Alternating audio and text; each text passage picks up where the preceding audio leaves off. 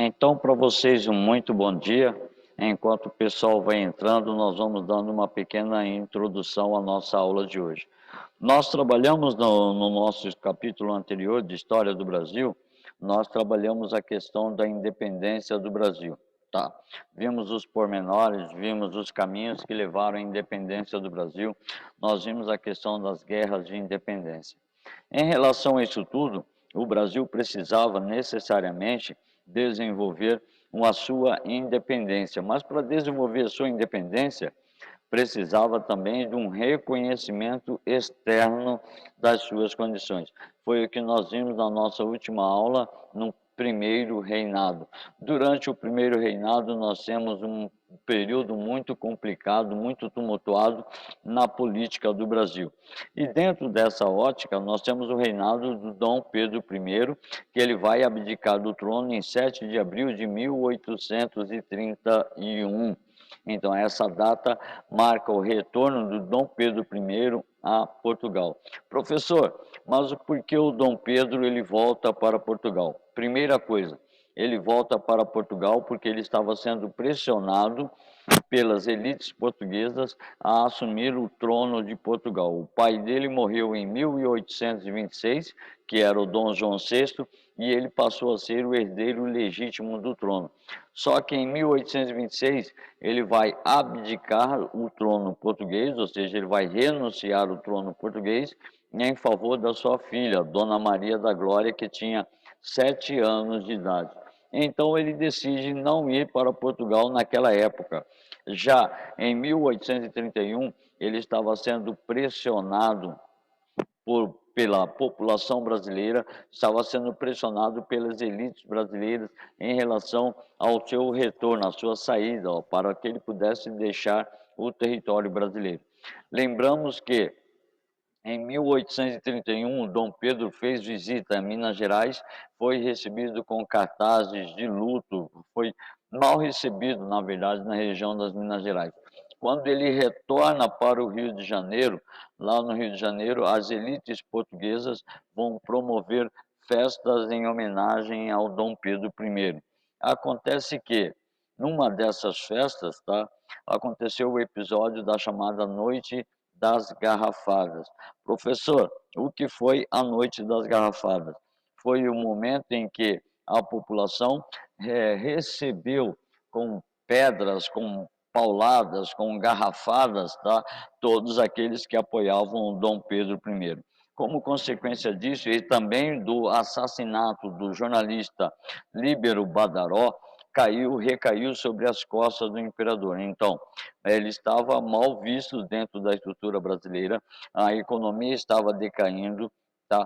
A política era favorável à aristocracia rural, nós não tínhamos, tá, uma certa liberdade política, uma liberdade de expressão dentro do Primeiro Império. Consequência disso foi a renúncia do Dom Pedro I e ele retorna para Portugal. Lá em Portugal ele vai travar uma guerra com o seu irmão Dom Miguel e ele vai reassumir o trono português. Lembrando que dentro desse período de 1822 a 1831, o período que nós temos conhecido como o Primeiro Reinado, nós tivemos diversas situações interessantes, como, por exemplo, o reconhecimento da nossa independência. Para que um país seja independente, ele precisa de um reconhecimento dos demais países ou dos outros países que possam reconhecer a sua autonomia. Acontece que o Brasil teve o reconhecimento da independência pelos Estados Unidos, tá? Por Portugal. Os Estados Unidos e Portugal foram os dois países que reconheceram primeiro, tá, a independência do Brasil. Estados Unidos, Portugal e Inglaterra. Estados Unidos reconheceu a independência do Brasil por meio da doutrina Monroe, América para os americanos, onde não deveria haver nenhuma influência externa, nenhuma influência europeia dentro da América, certo? Aí nós tivemos também a estrutura do reconhecimento da Inglaterra. A Inglaterra só reconheceu a independência do Brasil mediante ao reestabelecimento de tratados comerciais, tá? E Portugal só reconhece a independência do Brasil mediante o pagamento de 2 milhões de libras esterlinas. O Brasil teve que pagar 2 milhões de libras esterlinas para que Portugal reconhecesse a sua independência.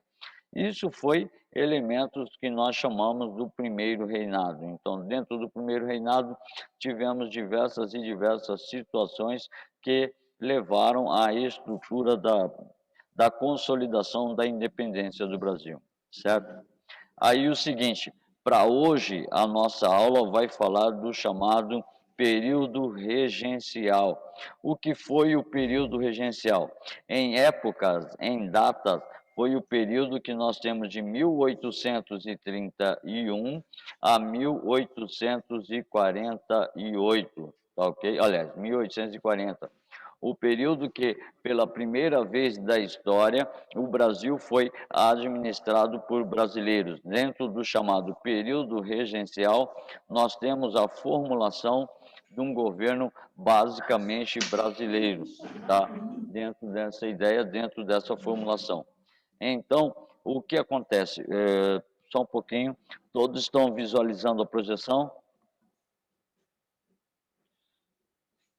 Todos estão visualizando a projeção? Eu coloquei na projeção, na compartilhamento e também na própria imagem do Data Show, tá ok? Então, eu acredito que todos estão vendo a projeção, certo? Qualquer coisa, em qualquer momento, pode me parar, abre a câmera e pode me parar, tá ok? Então, o que vai acontecer agora? Como Dom Pedro I foi embora do Brasil, como Dom Pedro I deixou o Brasil em 7 de abril de 1831, de 1831 a 1840, o Brasil foi governado por regentes. O que são os regentes? São os grupos de pessoas ou grupos de indivíduos que estabeleceram a administração em nome do rei. Só que o nosso rei, ele ficou no Brasil em 1831 com 5 anos de idade, ou seja, o Dom Pedro I vai embora do Brasil, deixa no comando do Brasil o Dom Pedro II. Só que o Dom Pedro II, ele tinha 5 anos de idade, portanto, ele não tinha como governar o Brasil. Então, foram os regentes que governaram o Brasil até que o Dom Pedro II alcançasse o período que nós chamamos de maioridade, ou seja, que seria 18 anos. No caso do Dom Pedro II, ele teve a sua maioridade antecipada para 14 anos de idade, certo? 14 para 15 anos de idade. Então, o que acontece dentro deste período regencial? Nós temos a tentativa de organização política do Brasil, nós temos o estabelecimento das rebeliões regenciais, vão acontecer algumas revoltas no interior do Brasil, e essas revoltas, elas tinham de caráter basicamente liberal, tá? Tinha caráter basicamente de liberal, um caráter contra a centralização do poder do imperador, certo? Então, o período regencial é o período marcado por profundas rebeliões que acontecem dentro do Brasil, de 1835, vamos dizer assim, até 1845. Nós temos o período chamado de rebeliões regenciais no Brasil. Esse período, também chamado de período regencial, foi um período muito atribulado, porque nós temos a formação de partidos políticos dentro do Brasil. Muito... Pois não?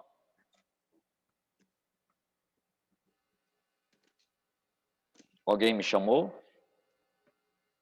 Bom, não.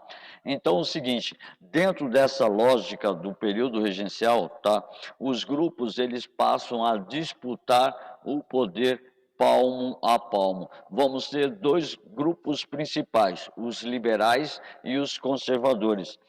Os liberais eles queriam a descentralização política e os conservadores, é claro que eles visavam uma maior um maior controle da política central no Brasil, uma maior centralização do poder. Então, nós vamos ter esses dois períodos, o período dos liberais no poder e o período dos conservadores no poder, que vai estabelecer atritos diretamente com a estrutura administrativa dentro do território, dentro da União, dentro do fortalecimento do Estado brasileiro, certo? A nossa primeira projeção, tá? Nós temos, então, período regencial foi o período da transição até a maioridade do Dom Pedro II, ou seja, ele ficou no Brasil com 5 anos de idade e ele deveria assumir o trono com 18 anos de idade. Embora houvesse um jogo político entre liberais e conservadores, vai acontecer que os liberais vão dar o golpe e aí vão antecipar a maioridade do imperador. Antecipando a maioridade do imperador, significa que ele terá que assumir com...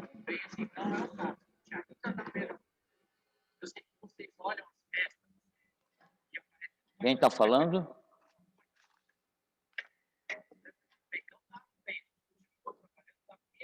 Eu não estou entendendo, eu não estou entendendo o que está falando. Manda no chat para mim, por favor. Eu não estou entendendo o que está falando. Manda no chat para mim, por favor. Deixa ver. Vou esperar mandar no chat para mim, por favor. Manda no chat para mim, por favor. Oi, pai.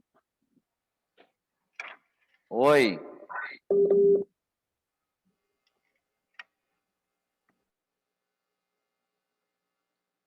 Quem está falando?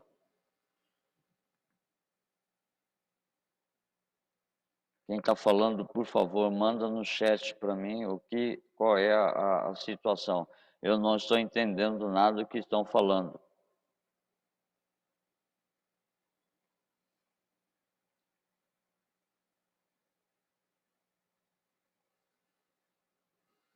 Não estou entendendo nada. Manda no chat para mim, por favor.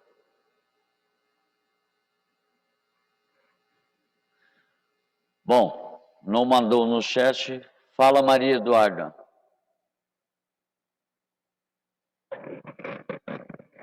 Manda no chat para mim, por favor.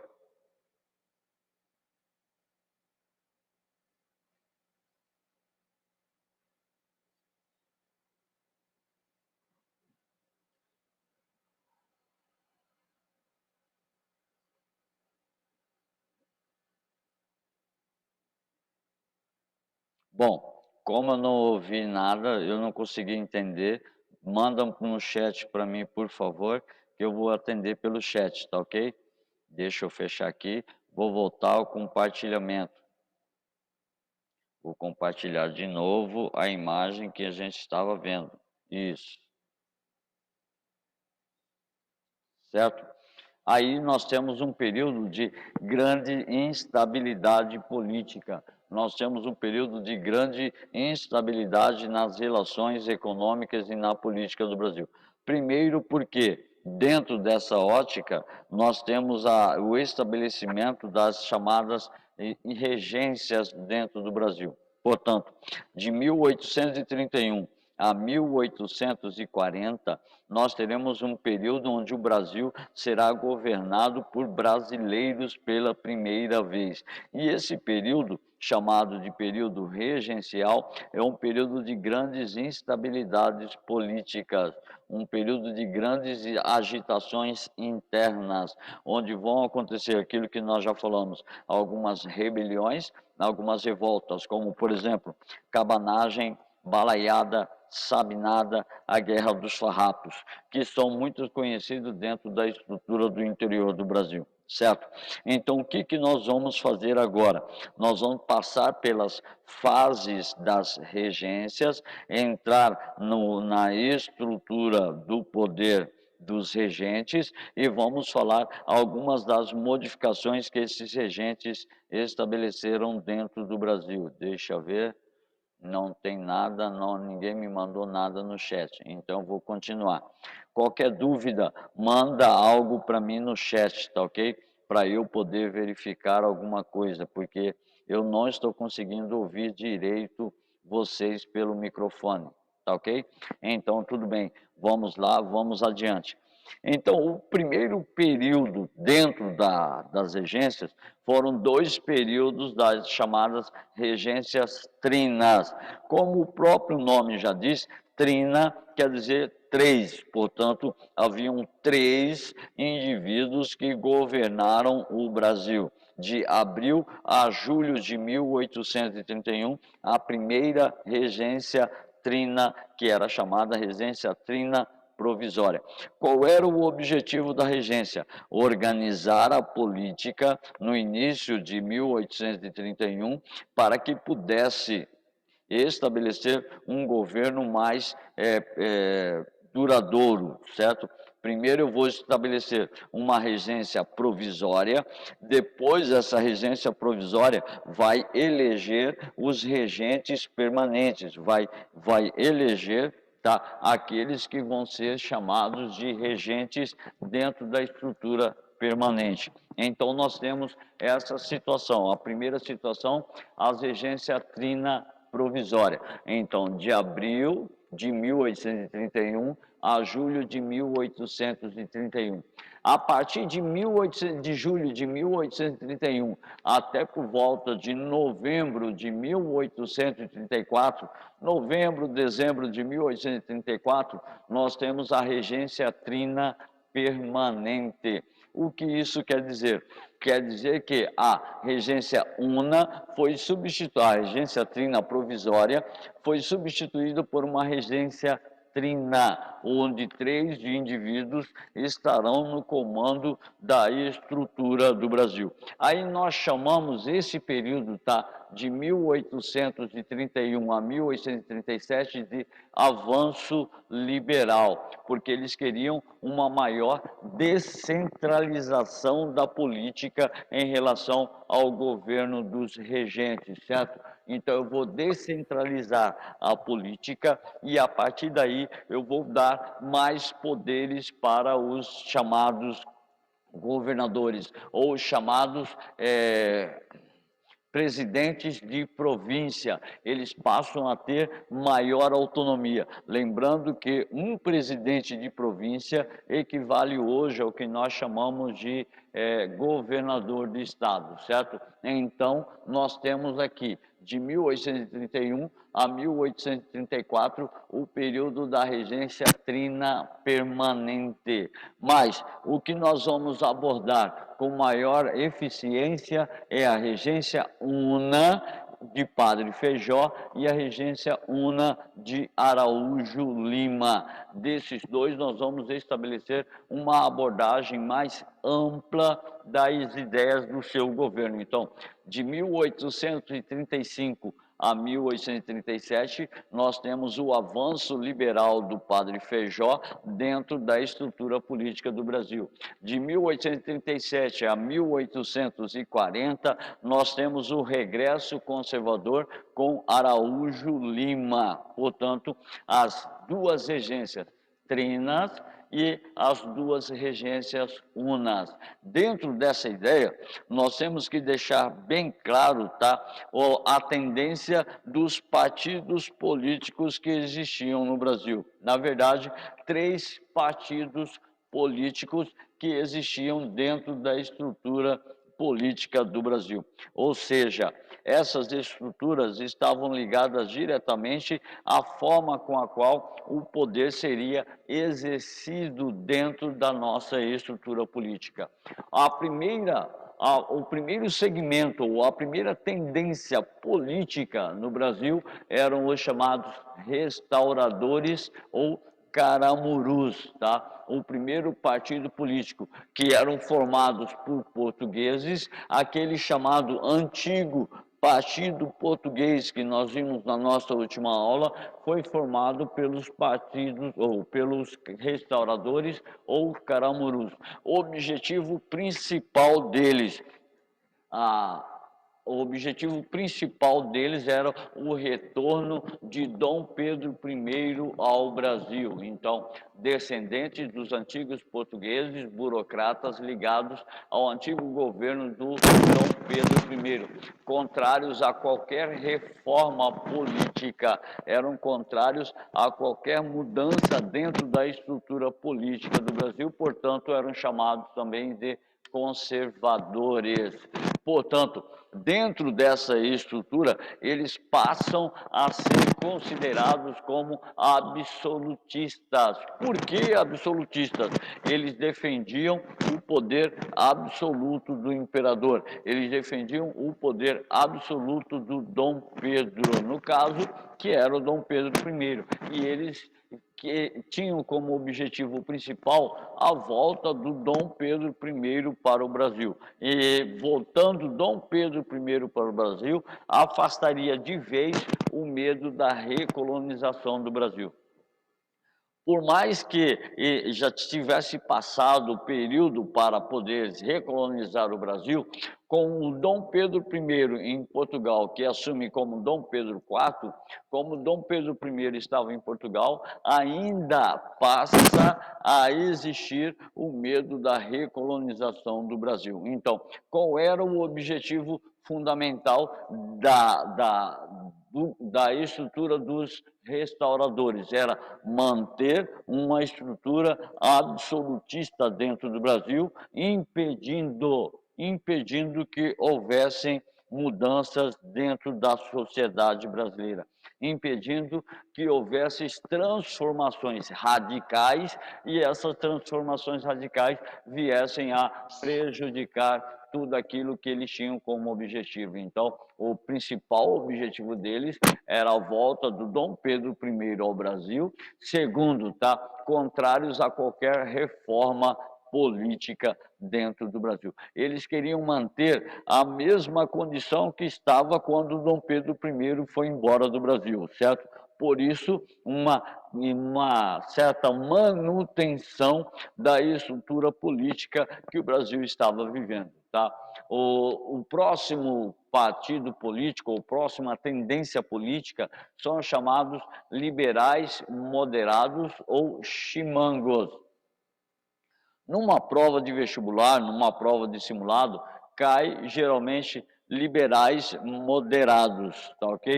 Proprietários rurais, especialmente da região sudeste, São Paulo, Minas, Rio de Janeiro, monarquistas e escravistas. Muito importante a gente salientar isso, que eles defendiam a monarquia, defendiam a manutenção da escravidão dentro do Brasil. Enquanto isso, os outros partidos ou eram a favor da libertação da escravidão ou eram a favor de uma república que se instalaria no Brasil, no caso, os liberais exaltados, certo? No caso, eles defendiam o liberalismo, aliás, o federalismo como forte controle do Rio de Janeiro. Eles eram chamados de centralizadores, ou seja, os estados ou as províncias não teriam qualquer autonomia para decidir os rumos da sua economia e da sua política. Tudo seria decidido pelo Rio de Janeiro, que era até então a capital do Brasil. Então a capital decidiria todos os rumos políticos, econômicos e sociais do Brasil. Então eles eram favoráveis a essa centralização. Espera aí, mas por que eles eram favoráveis? Porque era a região sudeste. Rio de Janeiro fica na região sudeste. Então, eles eram os principais produtores da nossa economia no período. E lembrando que dentro deste período, a região sudeste passa a ser a mais importante região produtora dentro do Brasil. E lembrando que deste período, 1830, nós temos a expansão da lavoura cafeeira, E o café ele vai ter uma grande produção na região sudeste, principalmente no estado de São Paulo, o oeste paulista, mas em todo o Vale do Rio Paraíba, pegando Minas Gerais, pegando São Paulo, pegando Rio de Janeiro, são a fonte da nossa economia, então estava centrada no Rio de Janeiro e centrada principalmente nesses proprietários rurais que passam a ser grandes produtores de café. Então, a partir de 1830, a região sudeste ganha destaque, já tinha, né? Mas o maior destaque da economia no Brasil passa a ser a região sudeste como grande produtora do café. A partir de 1830, nós temos a explosão da produção cafeeira na região sudeste. Nós chamamos de o boom cafeeiro, ou seja, a explosão da produção de café na região sudeste, certo? Então, sudeste, Rio de Janeiro. Por isso, esses proprietários rurais queriam um forte controle do Rio de Janeiro sobre as outras regiões do Brasil. Porque o Rio de Janeiro comandava a capital do Brasil e comandava também a estrutura econômica, junto com São Paulo, junto com Minas Gerais. Por isso, eles são chamados de centralizadores, certo? Então, a primeira tendência política são os restauradores, a segunda tendência política são os chamados liberais moderados ou centralizadores, a terceira tendência política são os liberais exaltados, ou chamados de farroupilhas, ou jurujubas, tá ok? Farroupilhas ou jurujubas. Então, aqui nós temos uma condição interessante, tá? Eram proprietários rurais das regiões periféricas, sem influência do Rio de Janeiro, classe média urbana e setores do exército, principalmente da região sul do Brasil. Na região sul do Brasil, nós temos o desenvolvimento de uma economia independente da economia centrada na região sudeste, centrada no Rio de Janeiro. Portanto, através disso, nós temos um desenvolvimento das chamadas zonas periféricas que vão combater esse processo de centralização no Rio de Janeiro. Certo? E essas zonas periféricas vão alastrar-se por todo o território brasileiro um conjunto das suas revoltas. Então, nós temos regiões periféricas, nós vamos ter Rio Grande do Sul, nós vamos ter o Pará, nós vamos ter Maranhão, principais regiões onde vão ocorrer as revoltas. Bahia também vai ser chamada de uma região periférica em relação ao Rio de Janeiro. Então, essas áreas não vão ter forte influência do Rio de Janeiro. Portanto, o Rio de Janeiro controla as áreas mais próximas da região sudeste, deixando Bahia, Maranhão, Pará e Rio Grande do Sul distantes desse processo de centralização. Certo? Distante desse processo de organização, da centralização política e econômica da região. Esses proprietários rurais lá da região, principalmente do Rio Grande do Sul, não eram produtores de café. Lembrando, mais uma vez, que a partir de 1830, o café passa a ser o principal produto da nossa economia. Desenvolve-se principalmente na região sudeste, então Minas Gerais, São Paulo, Rio de Janeiro, em todo o Vale do Rio Paraíba do Sul. Quando alcança o oeste paulista, a partir de 1830, ocorre uma explosão da produção cafeeira. Esses proprietários rurais, por exemplo, Rio Grande do Sul, eram produtores de charque. Então, eram produtores da agropecuária. O charque, eles tinham pequenas plantações de milho, pequenas plantações de aveia e tudo mais. Na região Nordeste, por exemplo, no Maranhão, nós temos o algodão. No Pará, nós temos a extração da madeira. Nós temos também o café no Pará, mas em pequena quantidade, certo? Na Bahia, nós temos basicamente o comércio marítimo, o comércio da navegação, os portos, e também um desenvolvimento da produção de cacau, tá? A produção do cacau, do couro e não se fala como é que do tabaco, tá? Então, essas produções estavam centradas. Rio de Janeiro, São Paulo, Minas Gerais, região sudeste, produção do café, certo? E esses liberais exaltados, eles eram favoráveis ao fim da monarquia e à proclamação da república. Tanto é que vai acontecer uma revolta no Rio Grande do Sul, a revolta chamada Farroupilha, ou a Guerra dos Farrapos, onde eles vão proclamar duas repúblicas, a República do Piratini e a República Juliana, porque o interesse deles era um interesse liberal e o interesse deles estava ligado ao federalismo, tá ok? E o federalismo iria proporcionar grande autonomia para as províncias. Lembrando que província era o equivalente ao que nós temos hoje aos estados, tá ok? As províncias equivalem hoje ao que nós chamamos de estados, estado do Mato Grosso do Sul, estado do Rio de Janeiro, estado de São Paulo, Paraná, Rio Grande do Sul, Santa Catarina e assim sucessivamente, certo? Então, eles prezavam pelo federalismo, a união dos estados, a união das províncias, mas com grande autonomia para cada província, livrando-se daquela visão centralizadora do Rio de Janeiro. Então, deixando de lado aquela visão centralizadora da capital do Rio de Janeiro. Portanto, eram os chamados revoltosos, os chamados exaltados dentro da estrutura política do Brasil, porque eles queriam se livrar dos resquícios da monarquia. Eles queriam se ver livres da monarquia, porque a monarquia no Brasil era uma espécie de monarquia absolutista. Por mais que estivéssemos vivendo o período regencial, dentro deste período, a estrutura ainda tinha símbolos, a estrutura ainda tinha...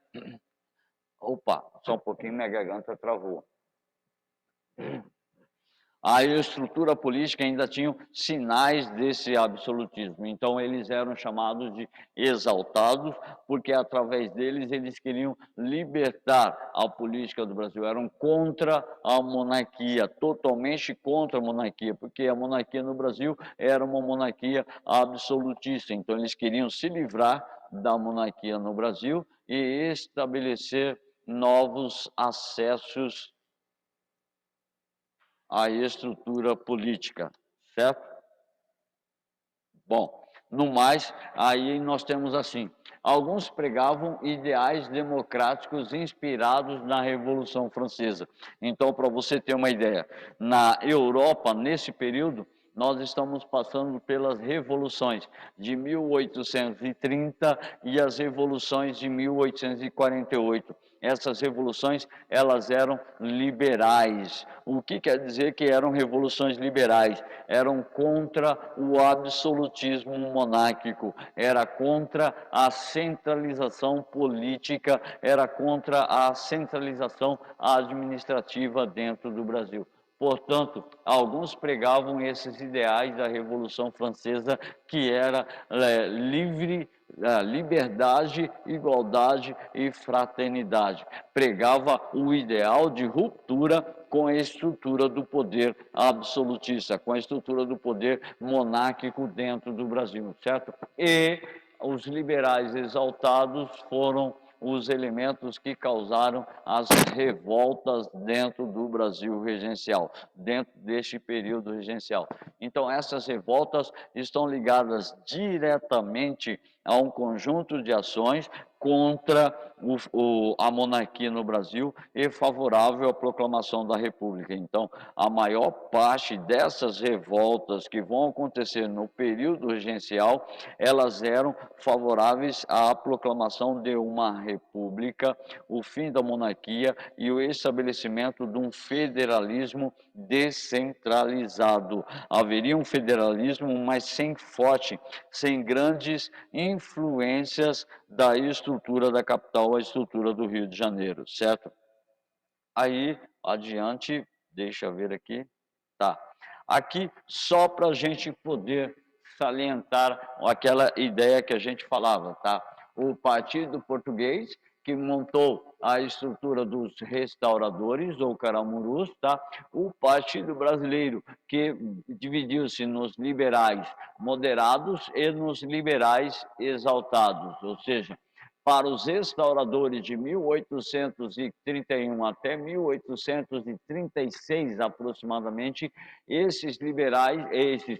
restauradores, eles queriam uma sociedade militar com o retorno do Dom Pedro I. Então, retornaram Dom Pedro I para poder estabelecer a ordem política dentro do Brasil. Já a questão do antigo Partido Brasileiro, que virou os liberais moderados e os liberais exaltados, eles visavam uma sociedade defensora da liberdade e da independência nacional. Portanto, eram contra a monarquia e favoráveis a uma república federalista descentralizada, certo? A partir deste momento, o Partido Restauradores, eles vão se tornar o chamado Partido Regressista, que depois vão se chamar de Partido Moderador. O Partido Brasileiro, que tornou-se liberais moderados exaltados, vão se tornar Partido Regressista, com a ala moderada e a ala exaltada. Partidos progressistas, progressista moderado e progressista exaltado. Aí o Partido Liberal, liberais moderados e liberais exaltados. Portanto, dentro dessa ideia, era a formação do Partido Republicano, lá no fim da década de 60 para início de 70, esse Partido Brasileiro vai se transformar em Partido Republicano. E, como consequência disso, nós temos o desenvolvimento do pensamento republicano dentro do Brasil. Nós vamos ter o Clube Republicano, nós vamos ter o Partido Republicano, vamos ter a aliança com diversos militares oriundos da Guerra do Paraguai, militares em ascensão, militares já de grande renome no Brasil, como o Quintino Bocaiúva, como o Marechal Deodoro da Fonseca e o Marechal Floriano Peixoto, e vão proclamar a República do Brasil. Mas isso é uma outra conversa, e isso fica um pouco mais adiante. A tabela é só para mostrar a migração ou a transformação desses partidos políticos que se estabeleceram dentro do Brasil. Agora, o seguinte, nós temos que analisar a formação das chamadas regências. Vamos passar pela regência provisória, trina provisória, a trina permanente, a una de Padre Feijó e a una de Araújo Lima. E vamos seguir adiante no processo até as rebeliões regenciais, as revoltas que acontecem dentro do Brasil. Então, formado pelo brigadeiro Francisco de Lima e Silva, que vai ser o pai do Marechal Luiz Alves de Lima e Silva, que vai ser o chamado Barão de Caxias, ou o Duque de Caxias, que vai participar de uma das revoltas, das rebeliões do Brasil, e vai pacificar a região de Caxias, lá na questão do Maranhão, na região do Pará. Tá? Nicolau Pereira Campos Vergueiro e José Carneiro Campos. Esses eram os três nomes da regência trina provisória. Por favor, você não precisa saber necessariamente o nome dos três indivíduos da regência. Nenhum vestibular no Brasil, nenhuma prova do Enem vai cobrar o nome dos três primeiros regentes da regência trina provisória instalada no Brasil em 1831 até julho de 1831. Isso aí você não precisa saber. De abril a julho, regência trina provisória. O que você precisa saber é essas quatro situações aqui. Primeira situação, suspensão provisória do poder moderador. Vocês sabem que em 1824, o Dom Pedro I, ele vai outorgar uma nova Constituição, ele vai impor uma nova Constituição. E pela Constituição de 1824, ficava evidente o poder moderador, que era um poder único e exclusivo do imperador, para poder ter autoridade sobre o legislativo, o executivo e o judiciário. E o poder moderador era um poder que conciliava, de certa forma, os três poderes, o legislativo, o executivo e o judiciário, mas era único e exclusivo das mãos do próprio imperador, certo? Então, suspensão provisória do poder moderador, proibição de criar novos impostos. A trina provisória foi assim até excelente nesse ponto quando criou a proibição de criar novos impostos dentro do Brasil. Então ficava proibido. Pena que durou pouco tempo, né? O terceiro elemento, proibição de dissolver a Câmara dos Deputados, os regentes não poderiam dissolver as assembleias, o regente não poderia dissolver a estrutura,